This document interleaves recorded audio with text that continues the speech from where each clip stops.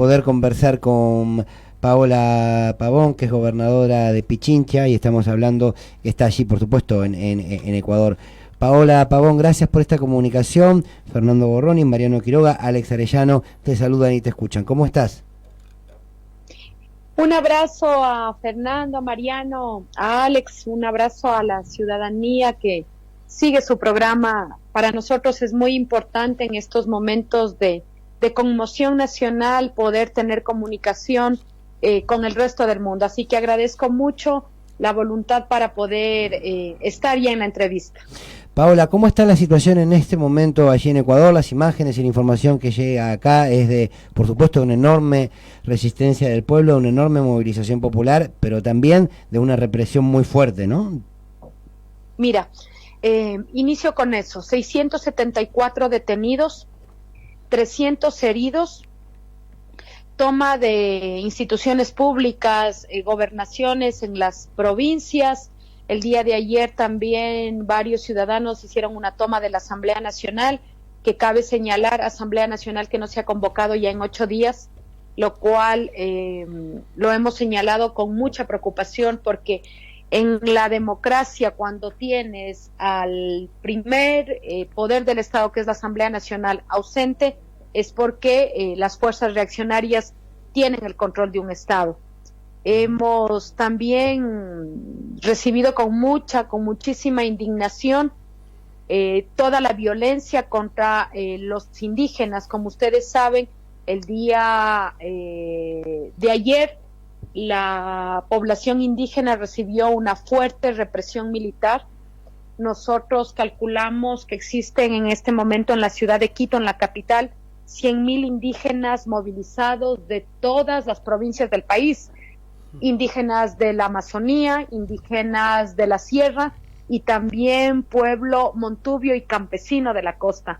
La virulencia con que el día de ayer la policía y las Fuerzas Armadas arremetieron contra los indígenas ubicados en un parque, un famoso parque de la ciudad de Quito, el Parque El Arbolito, da cuenta que este gobierno ha emprendido toda una ola de violencia y represión de gran escala. Por eso la CIDH se ha manifestado, ha señalado su preocupación por la violación de derechos durante las protestas. De la misma manera, Naciones Unidas está jugando un rol, ha intentado jugar un rol de mediación, sobre todo por su preocupación respecto del estado de excepción, claro, y la fuerte represión que ha existido en las calles. Paola, antes de la comunicación yo intentaba explicar un poquito el rol que tenía la movilización de los pueblos originarios allí en Ecuador, y yo decía que bueno, que en las ciudades suele haber movilizaciones, suele haber protestas y demás, pero cuando entra ese jugador, digamos, a la escena, cambia la temperatura, ¿no?, del país. Quisiera que me lo explicaras desde allí con tus palabras. Mira, primero hay que recordar que el movimiento indígena en el Ecuador es un movimiento que cobra mucha fuerza en los 90s y sobre todo en un rol de liderar varias protestas que terminaron con gobiernos derrocados. Esta es la conclusión. El rol del movimiento indígena es un rol que ha sido determinante para la democracia en el Ecuador.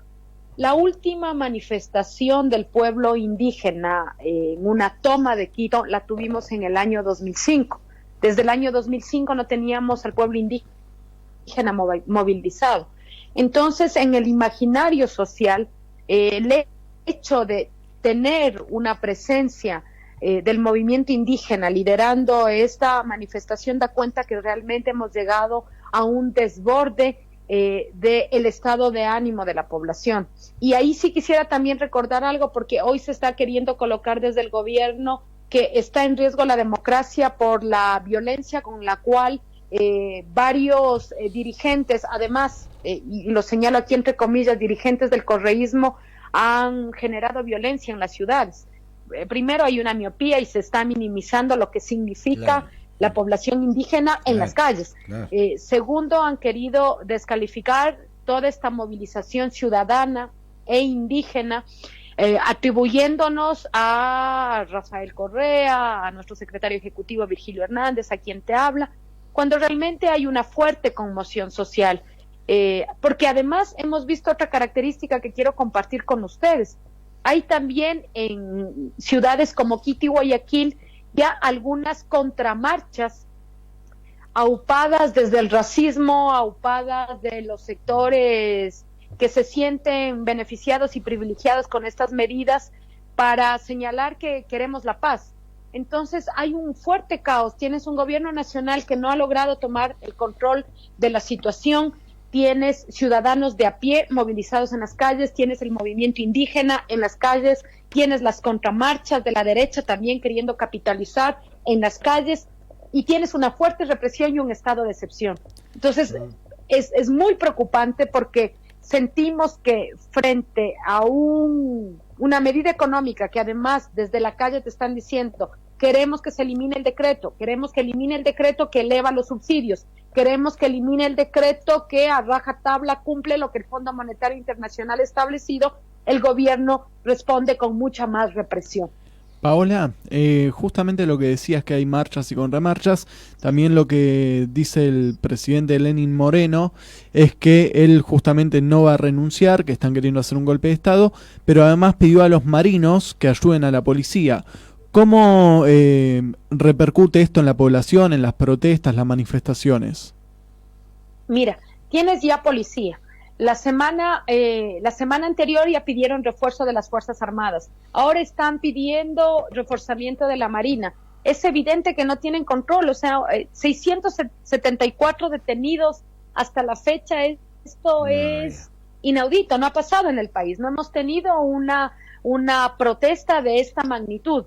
Entonces creo que si el gobierno no tiene la suficiente sensibilidad, es momento y es hora que desde otros espacios, ojo, desde la Constitución, desde la institucionalidad, se pueda recuperar el orden, porque en este momento es un caos generalizado. Por eso es que, insisto, existe una grave conmoción social y nuestra Constitución establece salidas para eso. Estamos desde nuestra bancada de la Revolución Ciudadana solicitando que la Asamblea se convoque, porque la Asamblea tiene que también generar una salida constitucional. ¿Y cuál puede ser alguna de esas salidas constitucionales, Paola? Mira, hay varias salidas constitucionales. Una de ellas es la muerte cruzada. Nuestra Constitución establece que la Asamblea Nacional puede cesar el gobierno como primera función del Estado cuando existe una grave conmoción. Hay mecanismos de sucesión también, la Constitución establece mecanismos de sucesión. Por eso es tan importante que la Asamblea Nacional pueda convocarse. Mira, a diferencia de lo que plantea el gobierno, que señala el correísmo y la Revolución Ciudadana quiere generar caos, desestabilización, nosotros como demócratas que somos estamos diciendo hay que buscar una salida constitucional, que la Asamblea Nacional se pueda convocar. A diferencia de lo que pasaba en el Ecuador antes de la Constitución de Montecristi del 2008, es que no habíamos tenido salidas constitucionales en las crisis que se suscitaron en los años 90 y en el año 2000, en donde cayeron presidentes y la norma constitucional tenía un vacío legal enorme. Ahora hay un vacío que señala que la Asamblea puede convocarse. Pero claro, tú ves algo que es importante entender desde la política. La derecha ecuatoriana, que la lidera Jaime Nebot y la lidera Guillermo Lasso, han plegado a las medidas. Entonces tienes sus diputados de derecha en la Asamblea que no están permitiendo que la Asamblea pueda convocarse y pueda sesionar.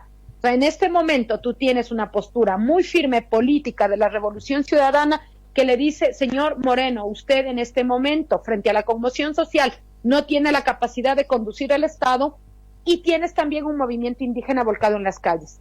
¿Qué ha intentado el gobierno?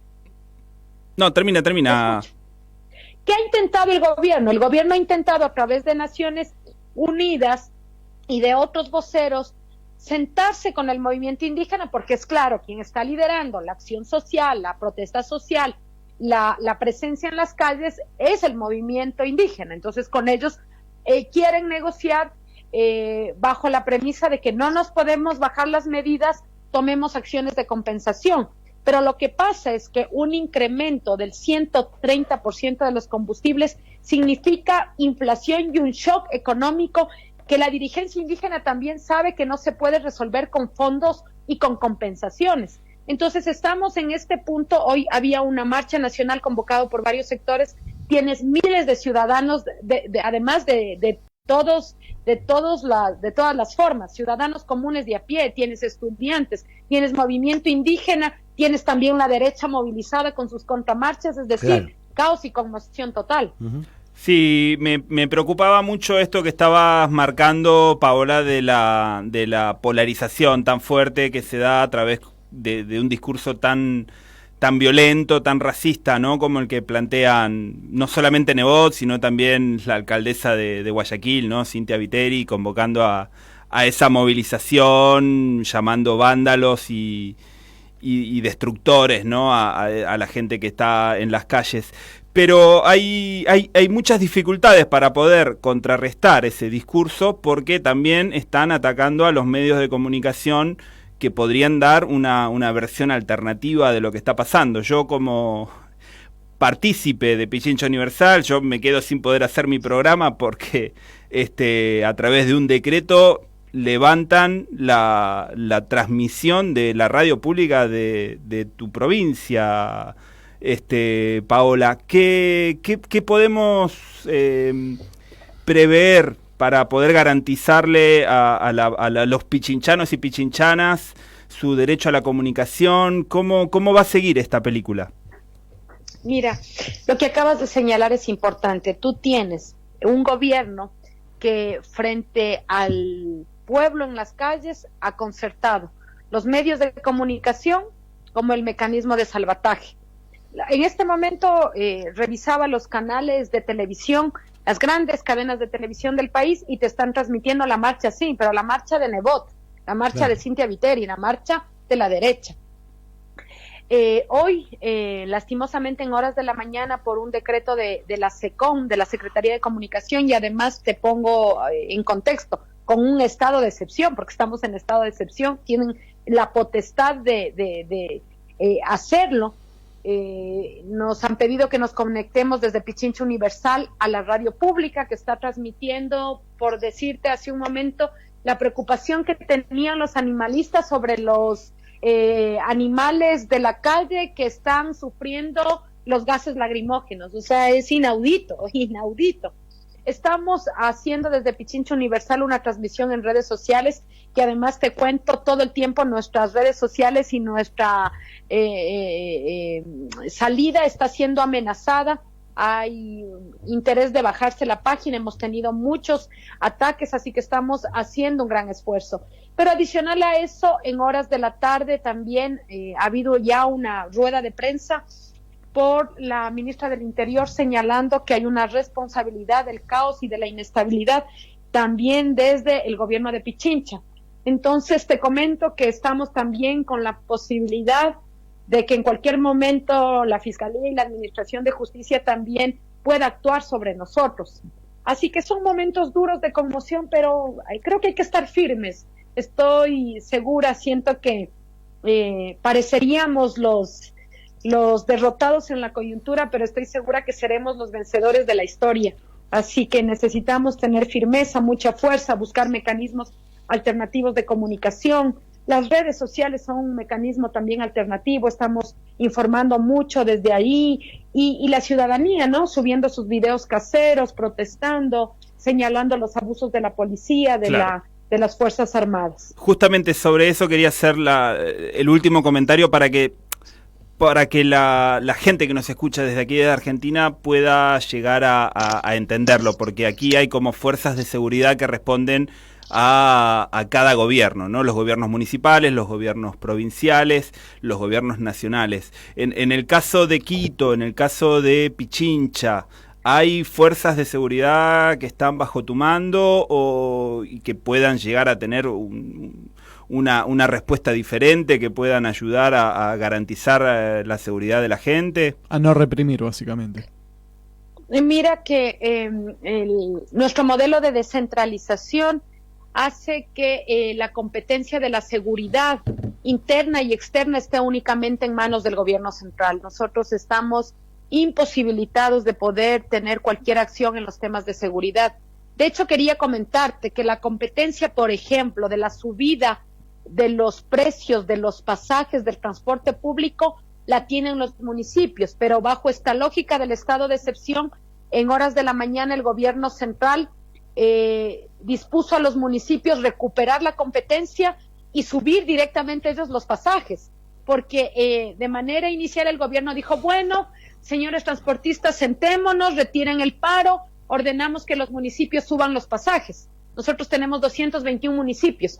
Ninguno de los municipios decidió subir los pasajes. Entonces, frente a la presión de los transportistas, nuevamente del gobierno, el gobierno dijo, recupero la competencia y subo directamente el transporte. Bien, Paola, te agradecemos muchísimo esta comunicación, ha sido muy clara y bueno, nada, estamos hermanados y abrazados en esta resistencia del pueblo ecuatoriano y a disposición para de lo que acá se pueda comunicar, estamos para eso. Un fuerte abrazo y muchas gracias por esta comunicación. Un abrazo a todos, gracias.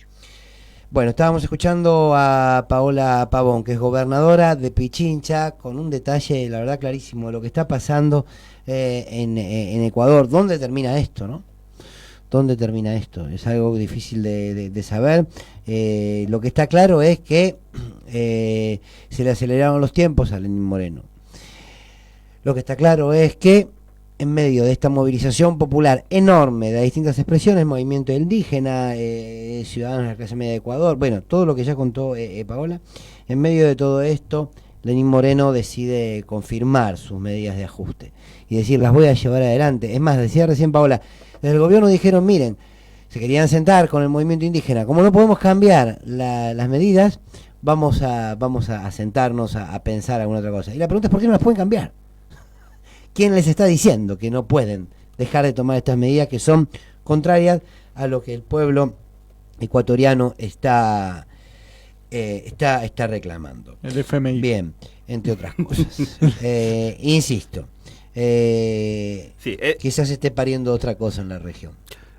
No, por ahí a veces perdemos de vista que Ecuador es un país que tiene menos soberanía que el resto, ¿no? Porque está dolarizada la economía. Porque y no pueden emitir. Claro, la moneda de su país es la de el FMI, justamente, así que hay una dependencia mayor que bueno, que los deja más vulnerables todavía. O de acreedores privados o del FMI.